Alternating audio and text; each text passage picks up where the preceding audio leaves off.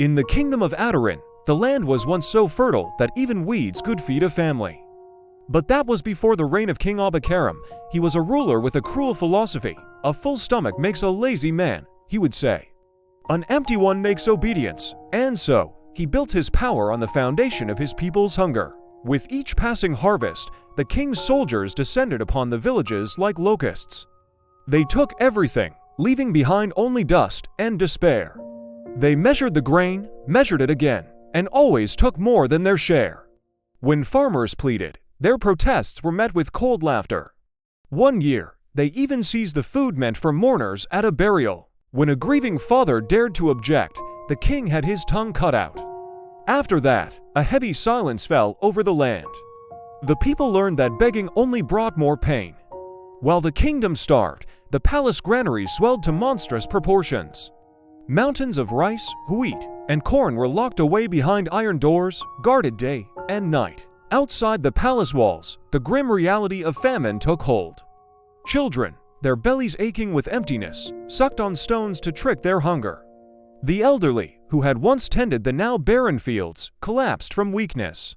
The king's own council, brave enough to speak, warned him. "The land listens, your majesty," they cautioned. "And it remembers," but King Oba Karem scoffed at their words. "Land does not speak," he sneered. "Gold does." Then, one day, an old woman appeared at the palace gates. She was barefoot, and her shadow seemed to bend in the wrong direction under the afternoon sun.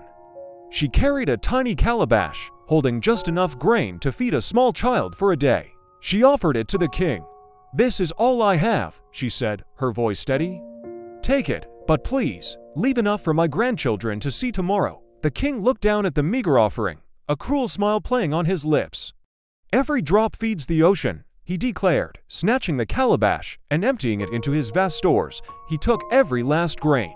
As the old woman turned to leave, she paused and whispered, her words hanging in the air like a curse, "A king who eats alone will choke alone." That night, a strange stillness settled over the kingdom. The sky was a blanket of black, with no stars to be seen. At dawn, the guards opened the massive doors to the royal granaries. A collective gasp, then a scream, echoed through the palace. The granaries were empty, completely bare. There were no broken locks, no signs of a break-in, just stone floors scraped clean, as if by an invisible hand. The king flew into a rage. He accused his servants of theft, his guards of negligence. Some were beaten until their bones cracked. Others simply vanished, never to be seen again. The next night, the remaining guards watched the granaries without so much as blinking. At sunrise, their terrified screams pierced the morning air once more. The grain had returned, but it had all turned into a fine, gray dust. It swirled in the air, a choking cloud that filled their lungs. One guard suffocated before anyone could help. The curse spread. Rats wouldn't touch the dust. Birds changed course to avoid flying over the palace. The rot intensified. Grain stored in other chambers began to scream, as if in agony. Meat bled continuously, no matter how many times it was cut. Even the king's gold, his true love, grew dull and brittle, splitting apart like old teeth. While the palace was consumed by this waking nightmare, the famine outside devoured the streets. Mothers buried their own children in shallow graves. The wells ran dry, as if the water itself was afraid. Then, the king began to dream. Night after night, he dreamt he was at a grand feast, eating endlessly.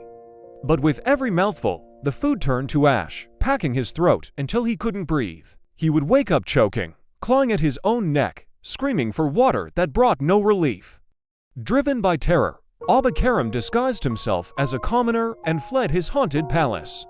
He wandered to the very edge of his dying kingdom and found a small hut standing beside a dead field. Outside, the old woman sat, calmly stirring a pot. A group of children ate from it, their faces peaceful, the pot never seemed to empty. The king, ragged and broken, collapsed before her. "I am starving," he rasped. "My kingdom is dying." The old woman looked at him, her eyes holding the weight of all his sins. "You starved them first," she said simply. "What must I do?" he begged, tears streaming down his face. "Give back what you stole," she commanded, "and accept what you cannot." The next morning, the palace gates were thrown open. The granaries were unlocked, the gold melted down and forged into tools for farming and digging wells. The land was returned to the people. As the very last sack of food left the palace stores to be distributed, rain began to fall. The kingdom began to heal, but the king did not. From that day forward, Oba Karem could never eat without his body trembling.